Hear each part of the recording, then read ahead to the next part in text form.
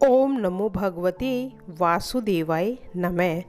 प्रिय भक्तजनों, आज हम सत्यनारायण भगवान की कथा का श्रवण करेंगे।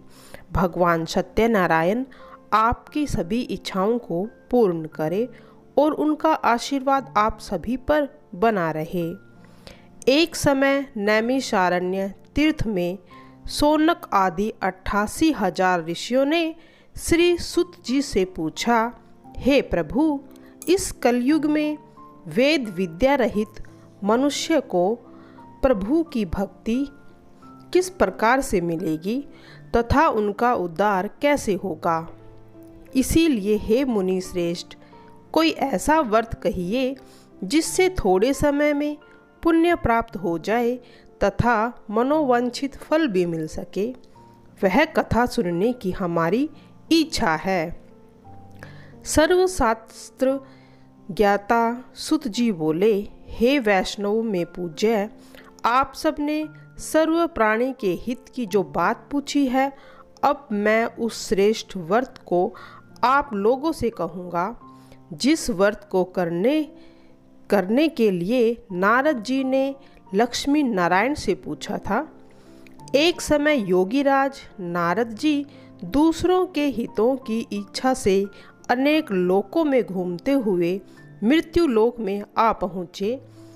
वहाँ बहुत योनियों से जन्मे हुए लोगों से मनुष्य के कर्मों के द्वारा अनेक दुखों से पीड़ित देखकर सोचा कि किस यत्न के करने से ही निश्चय ही इनके दुखों का नाश हो सकता है।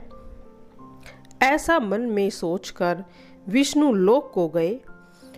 वहाँ श्वेत वर्ण और 4 भुजाओं वाले देवों के ईश नारायण को, जिनके हाथों में शंख चक्र गदा और पद्म थे तथा वरमाला पहने हुए थे, देखकर स्तुति करने लगे। हे भगवान, आप अत्यंत शक्ति से संपन्न हैं। मन तथा वाणी भी आपको नहीं पा सकती। आपका आदि मध्य और अंत नहीं है। निर्गुण स्वरूप सृष्टि के कारण भूत व भक्तों के दुखों को नष्ट करने वाले हो। आपको मेरा नमस्कार। नारद जी से इस प्रकार की स्तुति सुनकर विष्णु जी बोले, हे मुनि श्रेष्ठ, आपके मन में क्या है? आपका यहाँ किस काम के लिए आगमन हुआ है? निसंकोच कहो। तब नारद जी बोले, मृत्यु लोक में सब मनुष्य को, जो अनेक योनियों में पैदा हुए हैं, अपने अपने कर्मों के द्वारा अनेक प्रकार के दुखों से दुखी हो रहे हैं। हे नाथ, मुझ पर दया रखते हो तो यह बतलाइए कि उस मनुष्य के सब सुख थोड़े ही प्रयत्न से कैसे दूर हो सकते हैं। श्री भगवान जी बोले, नारद, मनुष्य की भलाई के लिए तो तुमने यह बहुत अच्छी बात पूछी है। जिस काम के करने से मनुष्य मोह से छूट जाता है, मैं वह कहता हूँ, सुनो। बहुत पुण्य देने वाला, स्वर्ग तथा मनुष्य लोक दोनों में दुर्बल एक उत्तम व्रत है। आज मैं प्रेम के वश में होकर तुमसे कहता हूँ। सत्यनारायण का यह व्रत अच्छी तरह विधान पूर्वक करके मनुष्य तुरंत ही यहाँ सुख भोग कर मरने पर मोक्ष को प्राप्त कर लेता है। श्री भगवान के वचन को सुनकर नारद मुनि बोले, उस व्रत का क्या फल है और क्या उसका विधान है? यह किसने किया था और इस व्रत को करने से क्या होता है? विस्तार से कहो। भगवान बोले, दुख शोक आदि को दूर करने वाला, धन धान्य को बढ़ाने वाला, सौभाग्य तथा संतान को देने वाला यह व्रत सब स्थानों पर विजय करने वाला है। भक्ति और श्रद्धा के साथ किसी भी दिन मनुष्य श्री सत्यनारायण की शाम के समय ब्राह्मणों और बंधुओं के साथ धर्मपरायण होकर पूजा करे। भक्ति भाव से नैवेद्य, केले का खम्भ, घी, दूध और गेहूं का चूर्ण सवाए लेवे। गेहूं के अभाव में साठी का चूर्ण, शक्कर, गुड़ ले और सब प्रकार का भक्षण योग्य पदार्थ जमा करके भगवान को अर्पण कर देवें तथा मनुष्य बंधुओं सहित ब्राह्मणों को भोजन कराएं। उसके बाद स्वयं भोजन करें। नृत्य गीत आदि का आचरण कर सत्यनारायण भगवान का स्मरण करना चाहिए और फिर समय व्यतीत करें अपना। इस तरह व्रत करने पर मनुष्य की जो इच्छा है वह निश्चय ही पूरी हो जाती है। विशेषकर कली काल में भूमि पर यही एक मोक्ष का सरल उपाय है। दूसरा अध्याय। सूत जी बोले, हे ऋषियों, जिसने पहले समय में इस व्रत को किया उसका वृतांत कहता हूँ, ध्यान से सुनो। सुंदर काशीपुरी नगरी में एक अति निर्धन ब्राह्मण रहता था। वह भूख और प्यास से बेचैन हुआ नित्य ही पृथ्वी पर घूमता था। ब्राह्मणों से प्रेम करने वाले भगवान ने ब्राह्मण को दुखी देखकर बूढ़े ब्राह्मण का रूप धारण कर उसके पास जाकर आदर के साथ पूछा, हे विप्र, नित्य दुखी हुए पृथ्वी पर क्यों घूमते हो? हे श्रेष्ठ ब्राह्मण, यह सब मुझसे कहो, मैं सुनना चाहता हूँ।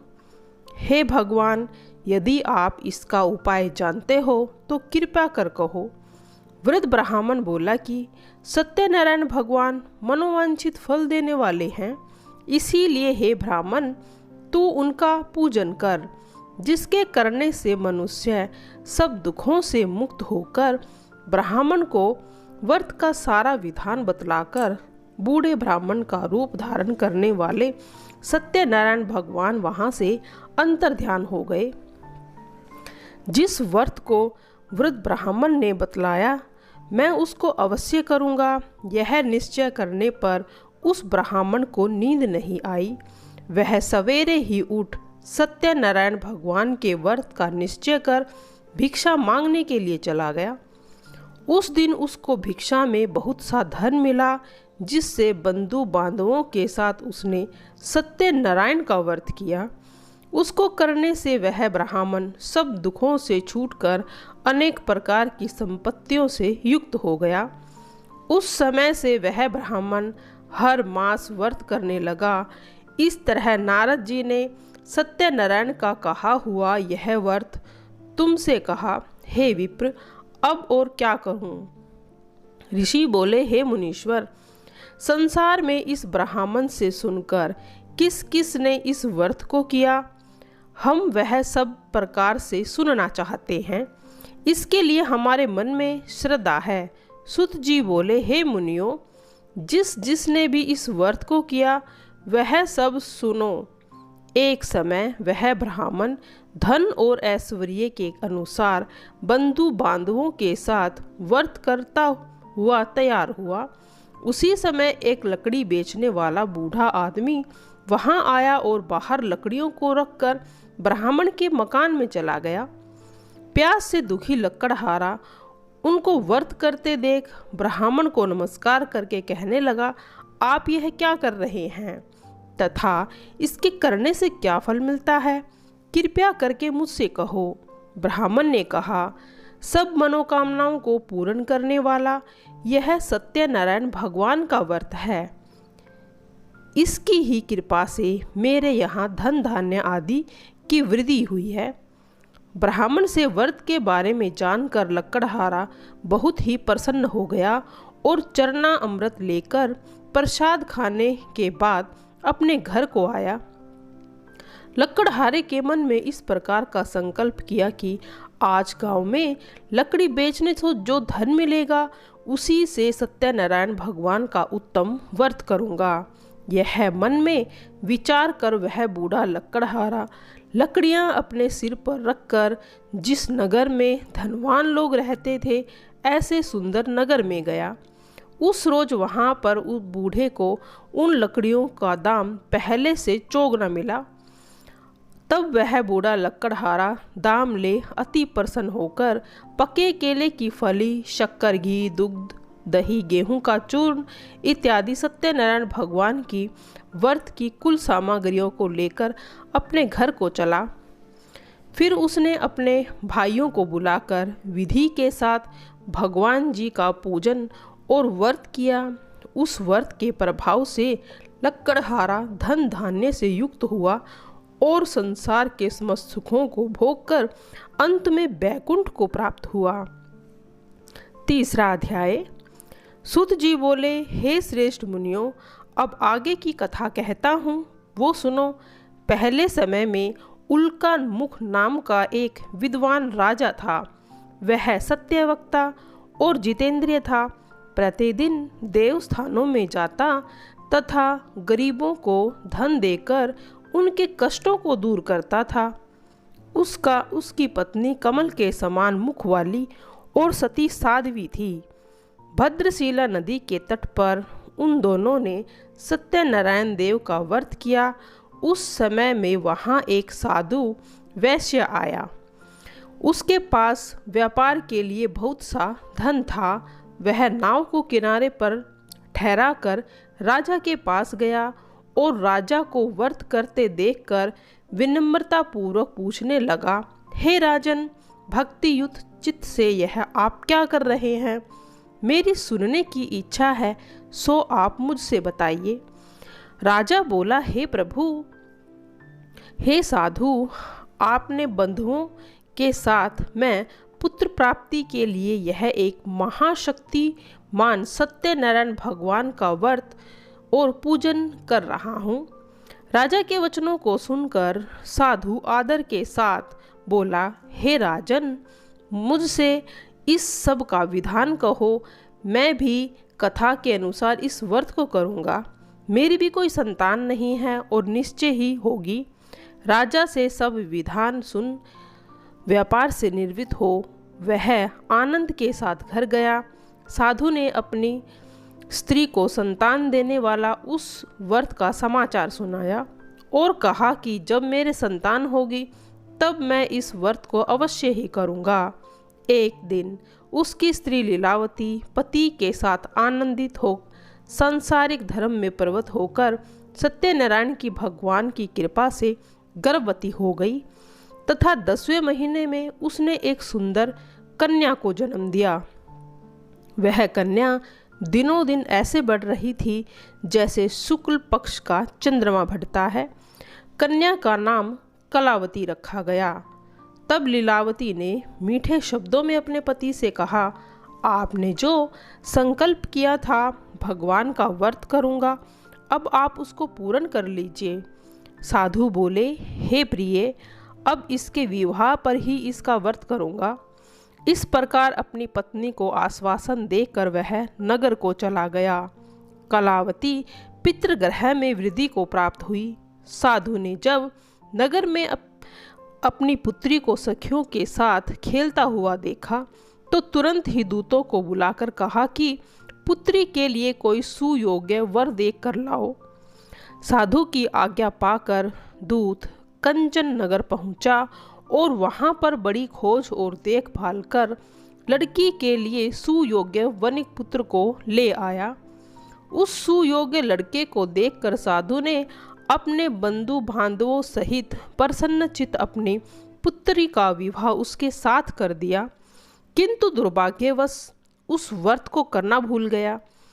तब भगवान श्री सत्यनारायण जी क्रोधित हो गए और श्राप दिया कि तुम्हें दारुण दुख प्राप्त होगा।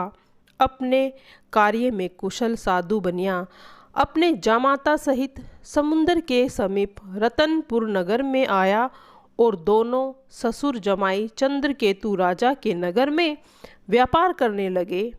एक रोज भगवान सत्यनारायण की माया से प्रेरित होकर कोई चोर राजा का धन चुराकर भाग रहा था, किंतु पीछे से राजा के दूतों को आता देखकर चोर ने घबराकर भागते हुए राजा के धन को वहीं चुपचाप रख दिया जहां पर दोनों ससुर और जमाई ठहरे हुए थे।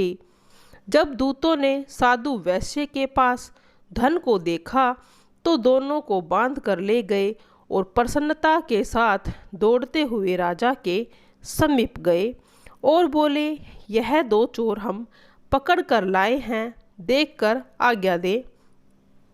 तब राजा की आज्ञा से उनको कठिन कारावास में डाल दिया गया और उनका धन छीन लिया।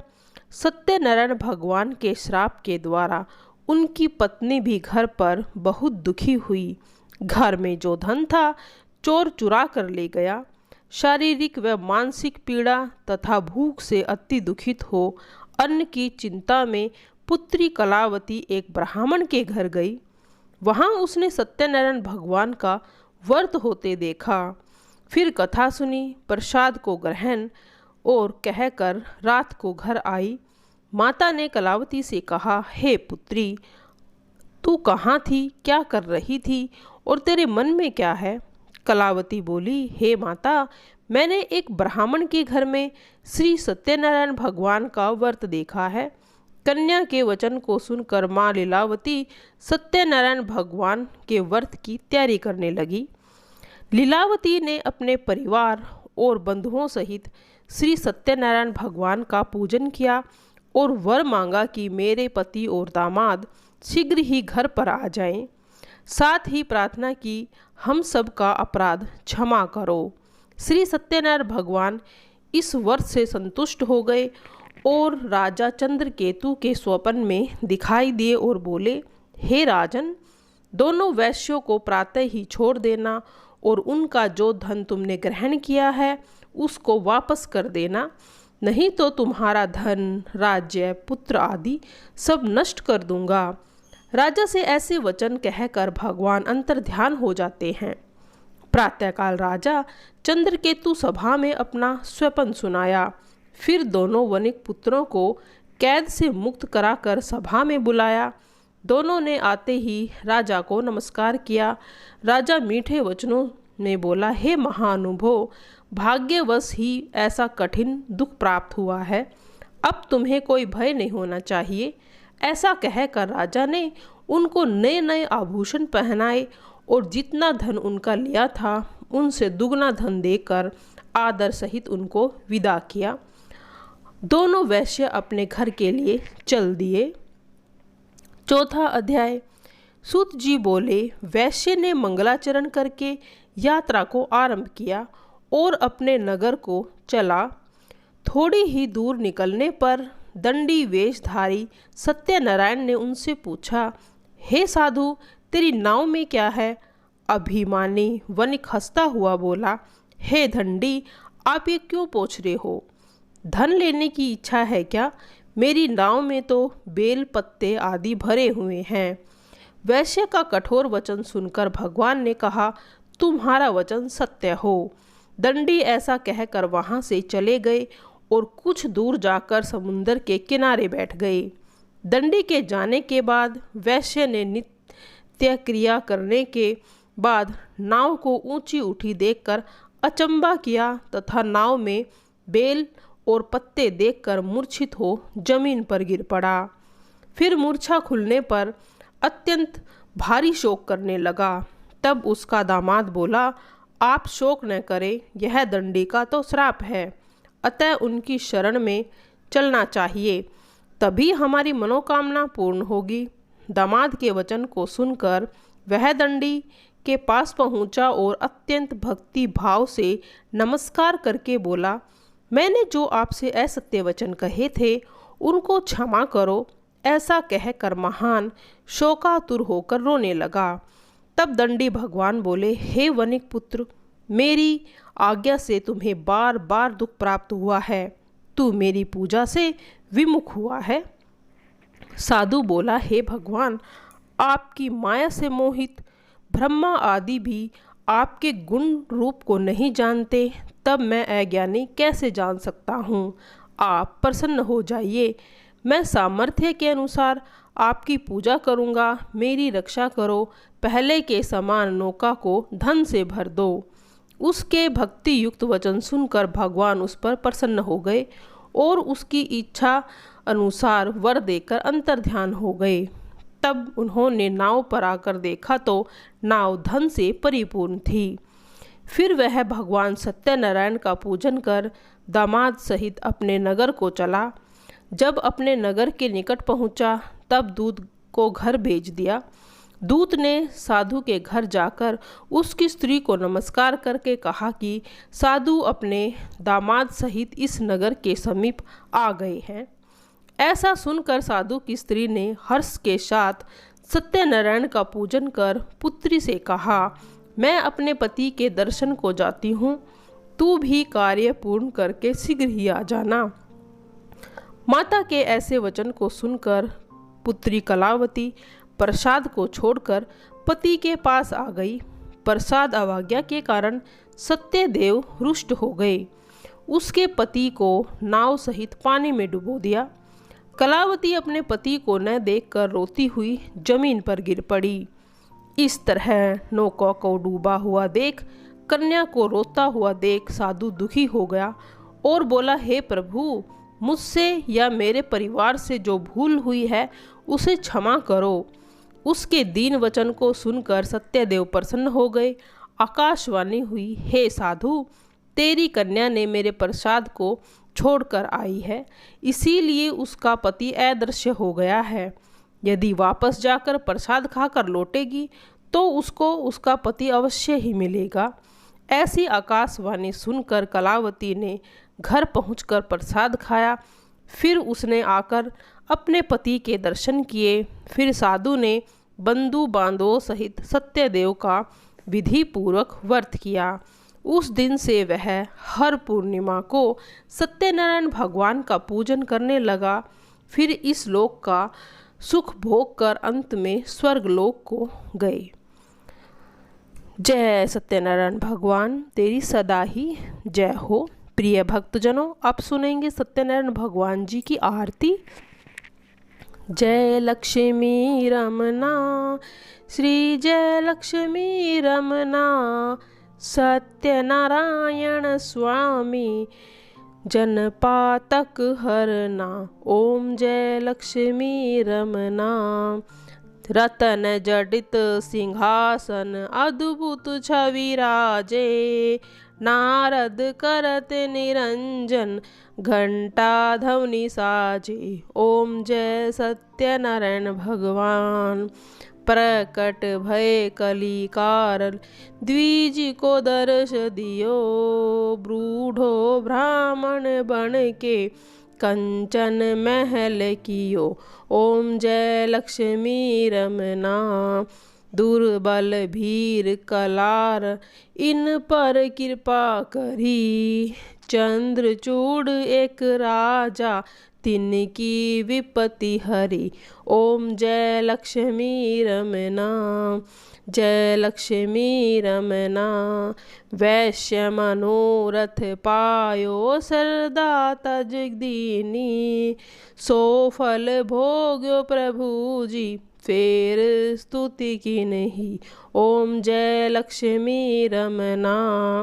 भाव भक्ति के कारण छन छन रूप धरो, श्रद्धा धारण कीनी तिनको काज सरो। ओम जय लक्ष्मी रमना। श्रद्धा धारण की जो तिनको काज सरो, ग्वाल बाल संग राजा वन में भक्ति करी। ओम जय लक्ष्मी रमना। मन वांछित फल दीना दीन दयाल हरि, चढ़त प्रसाद सवाया कदली फल मेवा। ओम जय सत्यनारायण भगवान। धूप दीप तुलसी से राजी सत्य देवा, श्री सत्यनारायण जी की आरती जो कोई नर गावे। कहत शिवानंद स्वामी कहत हरि हर स्वामी, मन वांछित फल पावे। ओम जय लक्ष्मी रमना। जय लक्ष्मी रमना।